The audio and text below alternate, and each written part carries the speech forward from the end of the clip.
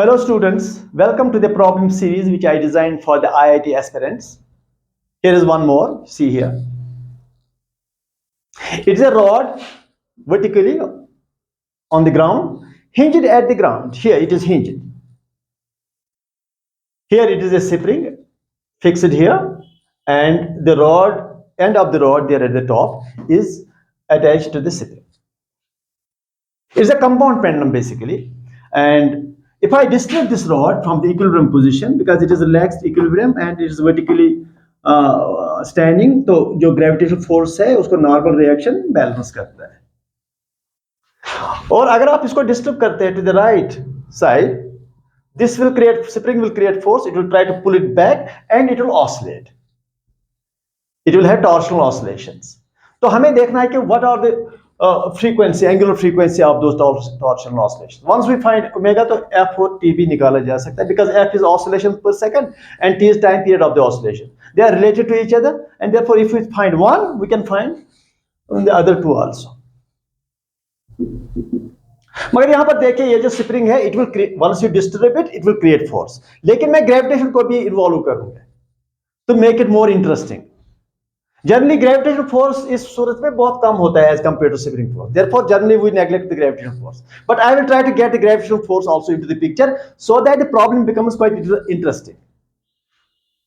तो अब मैं इसको डिस्टर्ब करने जा रहा हूं, तो मैं इसको डिस्टर्ब करके ऐसे राइट साइड को, अगर लेफ्ट साइड को भी पुश किया जाए तो same thing, because it will be compressed and it will push produce the force. Right को करोगे पुश, राइट को करोगे इसको रोटेट थोड़ा, तो इट विल स्ट्रेच, तो फोर्स विल बी क्रिएटेड. तो ऐसे कुछ मैंने इसको थोड़ा सा small angle theta should be small. तो अब ये जो स्प्रिंग है ये स्ट्रेच हो गया यहां तक, तो स्ट्रेच की वजह से जब ये स्ट्रेच होगा तो it will create a force. How much is that force? Okay, k x is that force.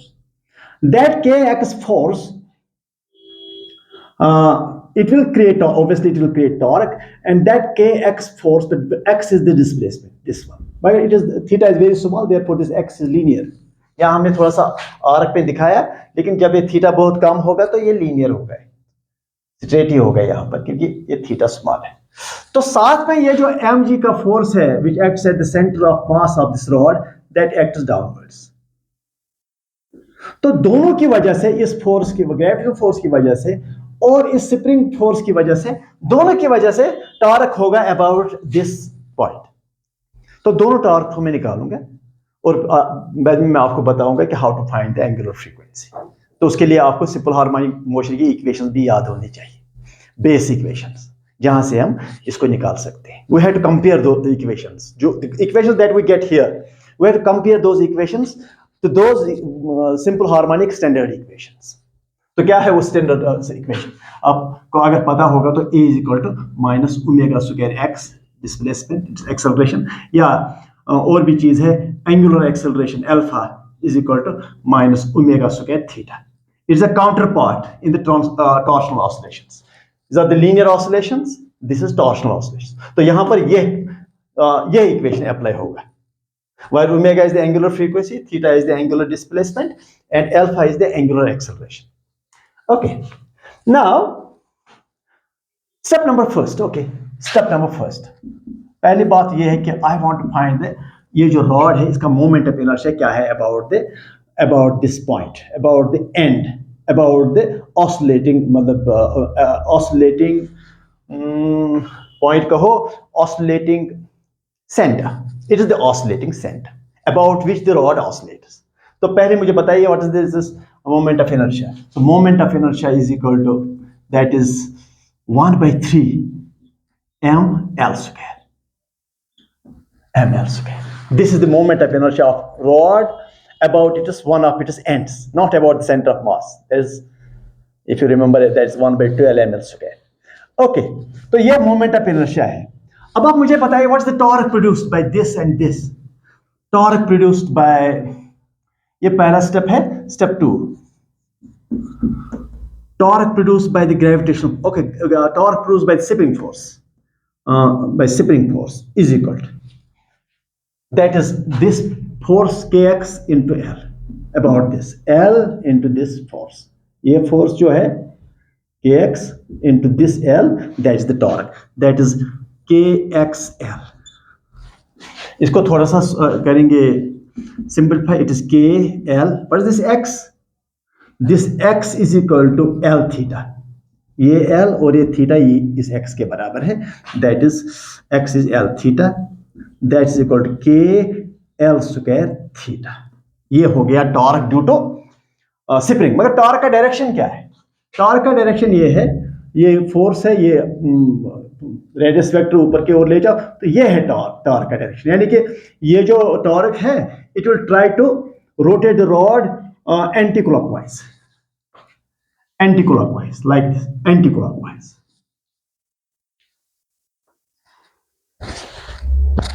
ठीक, it is something like this. Rod ऐसे देखो, ये रॉड समझो ऐसे यूं करेगा रॉड, तो आपने इसको यूं पुश किया, तो फोर्स की वजह से, जो टॉर्क का फोर्स है, इसने जो टॉर्क क्रिएट किया, जो सॉरी स्प्रिंग का जो फोर्स है, इसने जो टॉर्क प्रोड्यूस किया, that will try to drag it like this. तो आते आते ये कंप्रेस हो जाएगा, फिर फोर्स रिवर्स होकर के यूं ऐसे करता रहेगा। ठीक, लेकिन I want to introduce this also. तो मुझे बताइए, what is the torque produced by the gravitational force? Torque produced by the gravitational force G is equal to, एक तो ये mg into what is the shortest distance between this point and the mg force axis, it is the force axis। तो यहां से perpendicular डालो, ये हो गया। तो एक तो ये फोर्स, दूसरा ये जो shortest distance between the point and the axis जो है वो लिखना पड़ेगा, that is L/2, it is L/2 cos theta, it is L/2 sin theta, it is L/2 sin theta. ये वाला डिस्टेंस जो है, it is L/2 half the rod distance sin theta. इसके अगर दो पीसेस आप करोगे कंपोनेंट्स, ये कंपोनेंट हुआ cos कंपोनेंट, ये हुआ sin कंपोनेंट। अच्छा, बट थीटा स्मॉल होने की वजह से इसको ऐसे भी लिखा जा सकता है mg L/2 theta, because sin theta can be replace by theta, theta is small. लेकिन अब ये जो टॉर्क है, ये इसका डायरेक्शन क्या है? इसका डायरेक्शन ये समझो, ये और समझो, ये वो r क्रॉस f की वजह से जो टॉर्क का डायरेक्शन मिलता है, it is r, it is f, तो ये डायरेक्शन, तो ये इसके उल्टा है, यानी कि two torques are opposite each other, so that means this will try to reduce the frequency, it will try to reduce the frequency, yes, and it will try to increase the time period, so that will be seen later on। what is the net torque? दो torque का net क्या है? ये तो opposite है एक दूसरे के। what is the net torque produced? yes, net torque is difference of the two,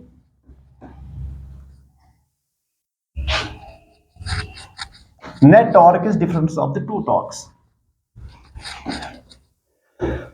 तो net torque is equal to, okay, that is इसकी वजह से कितना टॉर्क हमें मिला था वो तो मैंने रब किया, मैं फिर से निकालता हूं, KXL, K L X is okay L theta, so K L square theta, K L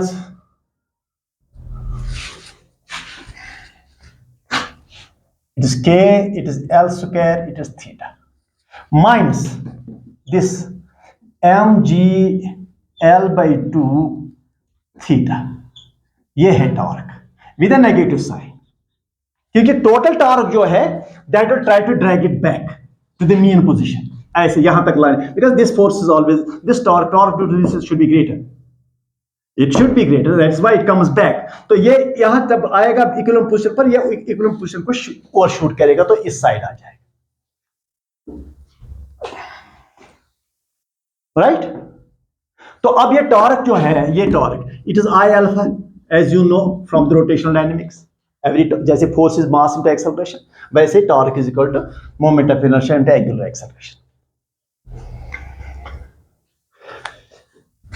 minus, okay, it is k l square minus mg L/2 theta,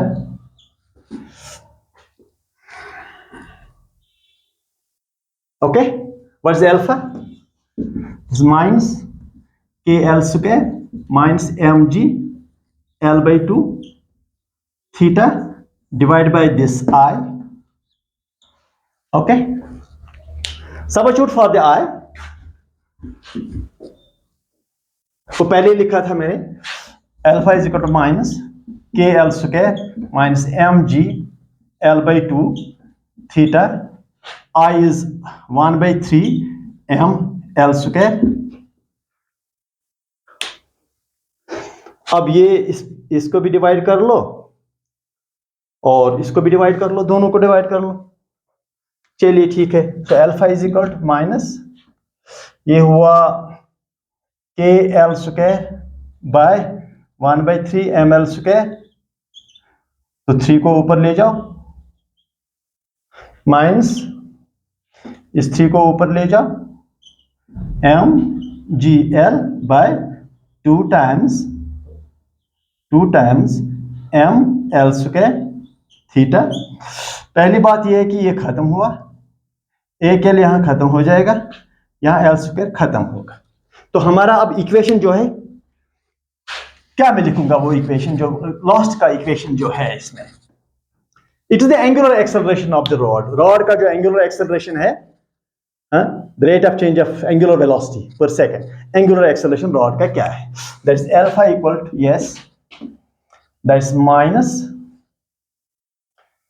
okay, 3k by m, 3k by m minus 3/2 g by l theta. अब बताइए what is the angular velocity, यहां इसके साथ आप compare कीजिए इस equation के साथ। तब you have always to compare the equation that you get, you have to compare it with the standard equation of the simple harmonic motion. वो तो करना पड़ेगा आपको। You need to know the basic equations of simple harmonic motion, so that जब भी आपको कोई equation मिलता है आप उसके साथ कंपेयर करो तो आपको मिल जाएगा आंसर। तो what is omega square?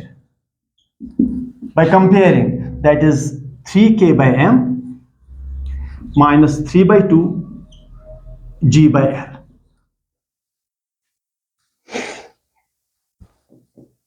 Right? So what is omega?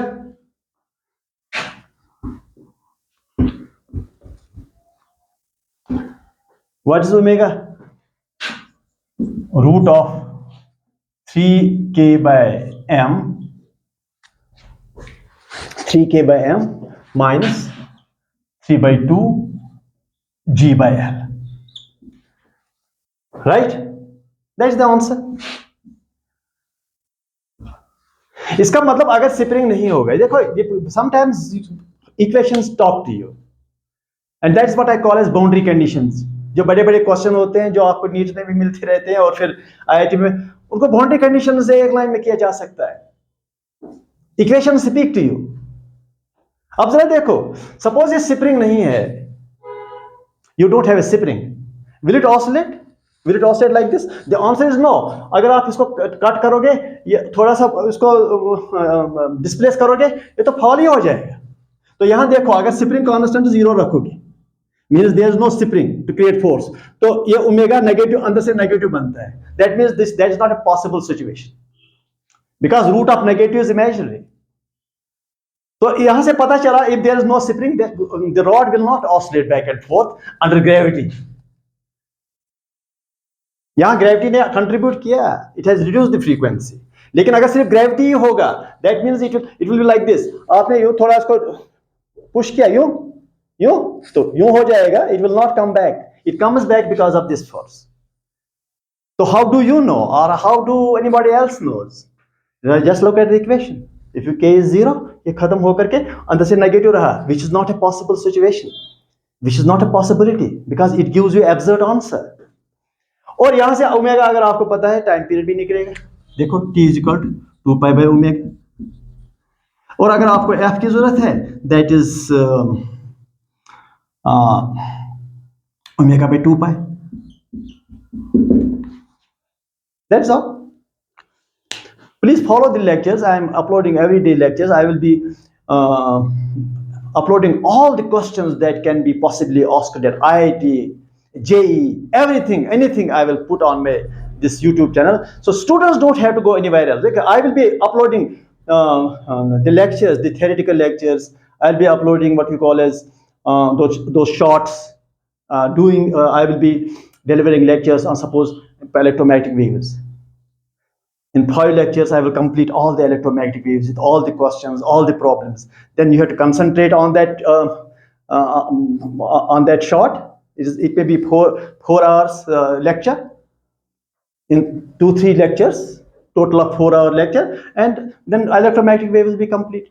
And I will be delivering lectures on gravitation. I'll be delivering lectures on rotational dynamics. Everything will be completed well in time, and you don't have to go everywhere from coaching center to coaching center to learn things, because physics will be completed on this YouTube channel by Professor Nazir Ahmed Thank you.